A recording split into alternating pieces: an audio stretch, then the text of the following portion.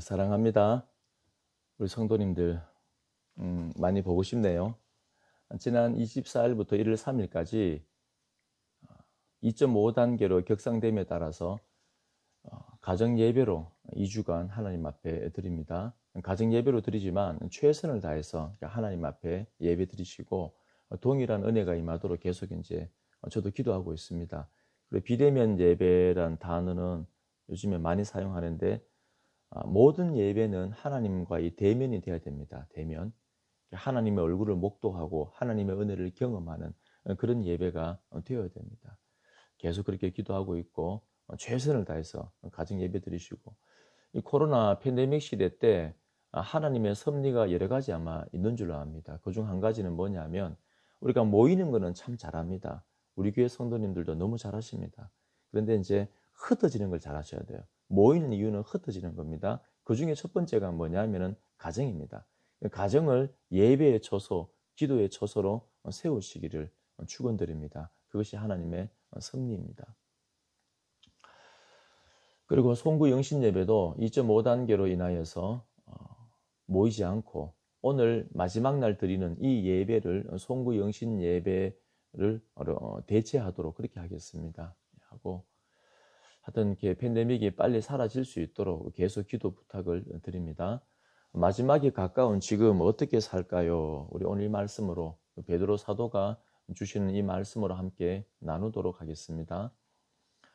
모든 것에는 시작이 있고 끝이 있습니다. 그리고 그 끝에는 평가가 다 있습니다. 어릴 적에 초등학교 때, 중학교 때 학기 처음 시작할 때는 막막합니다. 언제 방학을 할 것인가? 그런데 시간이 금방 지납니다. 금방 지나고 마지막 날이 되어집니다. 그러면 마지막 날 종업식 하는 날 학교에 가면 난리가 납니다. 아이들이 흥분해서 드디어 자유가 왔다, 방학이 왔다. 저 너무너무 행복한 나라 아닙니까? 그렇게 참 좋기도 한데 또 마음속 한 구석에는 걱정도 있습니다. 내가 정말 최선을 다해서 공부를 했는가에 대한 그 평가를 하는 성적표가 나오는 겁니다. 그런 것처럼 오늘 우리가 이제 마지막 주일입니다. 올해 마지막 주일인데 저도 동일하게 두 가지 마음이 드는 것 같습니다. 하나는 에베네셀의 하나님, 여기까지 인도하신 하나님, 참 너무 감사합니다. 하나님의 은혜가 참 큰 것 같습니다. 힘든 것도 많았지만 그 하나님의 은혜가 없었으면 어떻게 되었을까? 참 놀라운 그런 하나님의 은혜가 참 늘 감사가 넘치고, 또 두 번째는 뭐냐 하면은 그렇게 감사하면서도 마음속 한 구석에는 정말 하나님 앞에 내가 정직하게 최선을 다해 살았는가, 그 사명을 붙들고 열심히 살았는가, 거기에 대한 반성이 있습니다. 이 두 가지 마음이 항상 듭니다. 하나님이 어떻게 말씀하실까? 근데 올해뿐 아니라 좀 더 멀리 내다보면 우리 인생의 마지막도 동일합니다. 우리 인생의 마지막에도 십자가 붙들고 나를 쫓아오라 했는데 그리하였는가? 그런 하나님의 그런 평가가 다 있는 것입니다. 오랫동안 새벽기도 때 역대하 말씀을 가지고 그렇게 말씀을 나누었습니다. 역대하를 보면은 하나님께서 왕들의 그 인생의 마지막에 왕들의 인생을 늘 평가를 합니다. 역대하 14장 2절에 보면 아사가 그의 하나님 여호와 보시기에 선과 정의를 행하여 잘 살았다. 역대하 25장 2절에는 아마샤가 여호와께서 보시기에 정직하게 행하기는 하였으나 온전한 마음으로 행하지 아니하였더라. 잘 살았지만은 그러나 최선을 다하지 않았구나. 어떤 왕들은 초기에 열심히 살았지만은 또 변심되어서 우상으로 돌아가는 왕도 있고, 하나님께서 그 왕들을 심판을 쫙 이렇게 다 하시는 겁니다. 그런 것처럼 인생의 마지막에는 하나님 앞에서 우리의 살았던 그 삶에 대해서 평가를 다 받습니다. 그래도 오늘 베드로 사도는 이 마지막 시대 때 살아가는데 하나님 앞에서 칭찬받을 수 있도록 그렇게 우리에게 말씀을 주시는 겁니다. 그래서 오늘 이 말씀을 잘 붙들고 우리 모든 성도님들도 주님 앞에 마지막 날 섰을 때 칭찬받는 믿음의 사람 되기를 축원드립니다. 그러면 오늘 베드로 사도는 어떻게 하면은 이 마지막 날을 잘 살 수 있을까? 이 마지막 시대, 이 만물의 마지막을 잘 살 수 있을까? 몇 가지 말씀합니다. 첫 번째는 깨어서 기도해야 된다.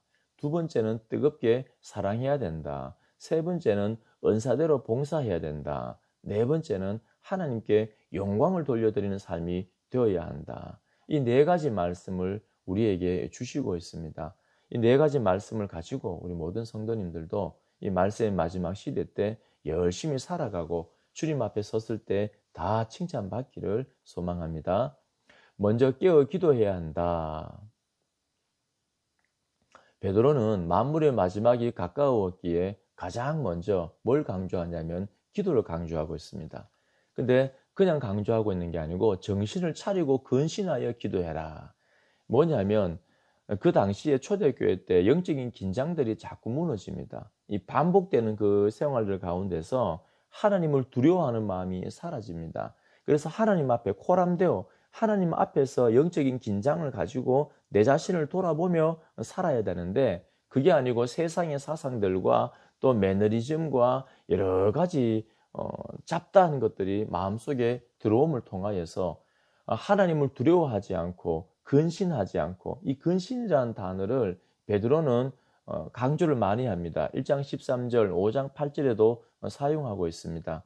나그네가 살아야 될 그 삶이 뭐냐면 근심. 늘 나그네는 영적인 긴장을 가지고 살고 있지 않습니까? 그리고 마귀가 막 우는 사자처럼 삼킬자를 찾아서 두리번거리고 있는데 그 마귀를 대적하는 것도 바로 이 근신입니다. 그래서 우리는 이 세상의 사상과 가짜 복음에 이런 매너리즘에 매몰되지 않고 정신을 차리고 영적으로 깨워서 그렇게 하나님 앞에 기도를 해야 한다. 이걸 강조합니다. 이 바꾸어 말하면은 내 생활 가운데, 내 삶 가운데 기도가 있다는 것은 영적으로 깨어 있다는 것이고 기도를 한다는 것은 근신하고 있다는 증거입니다. 모든 것을 내 계획과 내 생각과 내 의지와 내 능력으로 다 할 수 있어서 다 해버리면은 그 안에는 하나님을 두려워하는 마음도 이 근신의 이 겸비한 마음도 없는 것입니다. 자녀를 키우는 것도 내가 하는 모든 일들도 하나님 나는 하지 못합니다. 하나님의 은혜로 되어집니다. 그 마음으로 하나님을 꼭 붙들고 의지하고 이 겸비하게 엎드려서 그리고 근신하여서 하나님 앞에 기도하는 것. 그게 뭐 영적으로 깨어있는 이 증거입니다. 그래서 1장 17절에도 보면은 너희가 나그네로 있을 때를 두려움으로 지내라. 그렇게 영적인 긴장을 가지고 하나님 앞에 기도하는 삶을 살라는 것입니다. 이 말세의 마지막 시대 때 우리 모든 성도님들, 고령제일교회 성도님들은 영적으로 깨어서 근신하여서 정신을 차려서 하나님 앞에 늘 기도하는 믿음의 사람 되어지기를 축원드립니다. 내년에도 우리 고령제일교회의 내년 표도 오직 기도입니다. 계속해서 더 기도로 나아가기를 원합니다. 우리 성도님들 꼭 우리 기억하시고 기도의 용사가 다 되었으면 좋겠습니다. 자, 두 번째는 어떻게 이 말세를 살아가는 우리의 자세가 뭔가 바로 뜨겁게 서로 열심히 사랑해야 됩니다. 8절에 보니까 무엇보다도 뜨겁게 서로 사랑할지니 사랑은 허다한 죄를 덮느니라.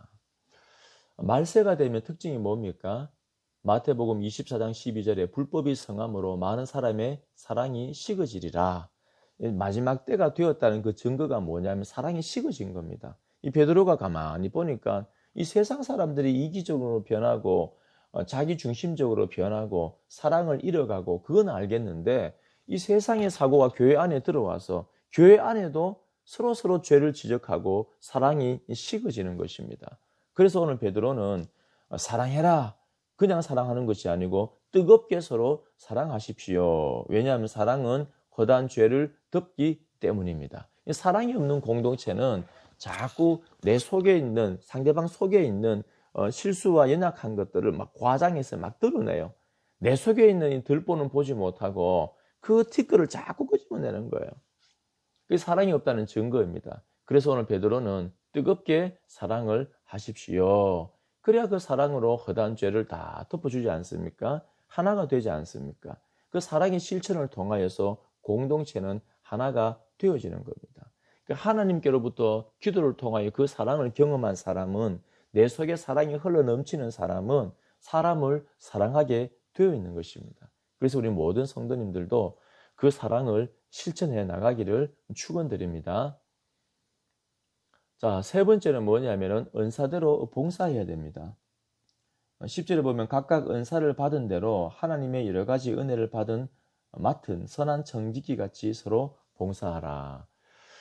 하나님께서 우리 모든 성도님들에게 은사를 왜 주셨는가? 주의 몸된 교회를 세워가기 위해서 봉사하라고 은사를 주셨습니다.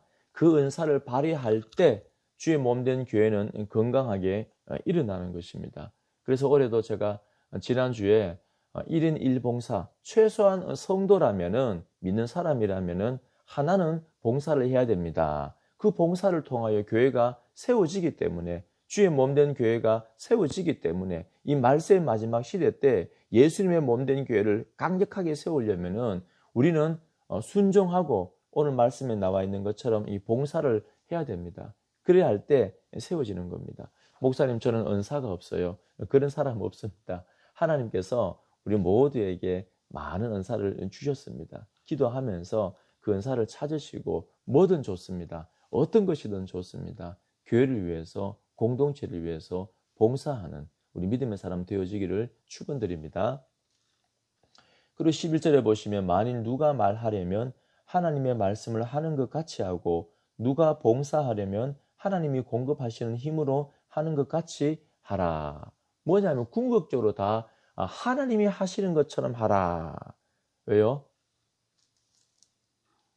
이는 범사에 예수 그리스도로 말미암아 하나님이 영광을 받으시게 하려 함이니 그에게 영광과 권능이 세세 무궁하도록 있느니라. 아멘. 뭐냐면 다 하나님께서 하시는 것처럼, 그 말은 겉으로 그렇게 하라는 것이 아니고 실제로 우리는 모든 사역들은 하나님의 은혜로 하는 겁니다. 내 힘으로 하는 것이 아니고, 그래야 해서 궁극적으로 하나님께만 영광을 올려 드리는 삶이 되게 하는 것입니다. 사람의 제일 된 목적이 뭐냐면 하나님께 영광이 되는 삶인 것입니다. 그래서 우리가 하는 모든 것들은 누가 한 겁니까? 하나님이 하신 줄로 믿습니다. 근데 말세가 되면은 자기를 사랑하기 때문에 자기를 드러내고 싶어서, 내가 자꾸 중심이 되고 싶어서, 나를 자랑하고 싶어서 하나님의 공로를 자꾸 가려버립니다. 그래서 내가 합니다. 자기를 자꾸 드러내고 싶은 겁니다. 그래서 베드로는 아니다. 하나님께서 다 하신 것이다. 그래서 하나님께 영광을 올려 드려야 됩니다. 하고 말씀하는 겁니다. 우리 성도님들도 그랬으면 좋겠습니다. 정리합니다. 이 말세의 마지막 시대 때 어떻게 우리가 하나님 앞에 칭찬받는 삶을 살아갈 수 있는가? 첫 번째는 뭐였습니까? 정신 차리고 깨어서 근신해서 기도해야 됩니다. 두 번째는 이 불법의 성에서 말세는 사랑이 식어지지만 우리 공동체는 다 열심히 사랑해야 됩니다. 그래서 옆에 있는 사람의 허물을 다 덮어주고, 그래 공동체가 하나가 되어지는 겁니다.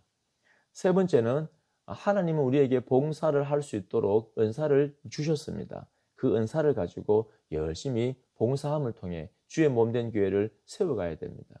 네 번째는 하나님의 은혜로 합니다. 하나님 앞에 영광을 올려드리는 우리의 삶, 우리 교회가 되어져야 되는 것입니다. 이 네 가지를 통하여서 말세의 마지막 시대 때 하나님 앞에 칭찬받는 귀한 삶을 살아드리는 우리 믿음의 사람들 되어지기를 축원드립니다. 기도하겠습니다. 하나님, 얼마나 감사한지요. 한 해를 돌아볼 때 다 하나님의 은혜입니다. 그렇지만 내가 열심히 살았는가 또 고민이 되어집니다. 언젠가 우리도 인생의 마지막에 주님 앞에 설 터인데, 우리가 근신하고 깨어서 기도함을 통하여서, 또 사랑을 실천함을 통하여서, 은사를 가지고 봉사함을 통하여서, 하나님 앞에 영광 올려드리는 삶을 통하여서 우리 하나님 앞에 칭찬받는 믿음의 사람들 다 되게 하여 주옵소서. 가정에서 예배 드릴 때 하늘의 문을 활짝 열어주시고, 가정에서 기도 드릴 때 놀랍도록 임재하여 주시옵소서. 예수님의 이름으로 기도드립니다. 아멘.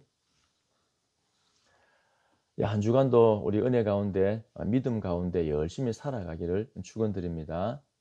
사랑합니다.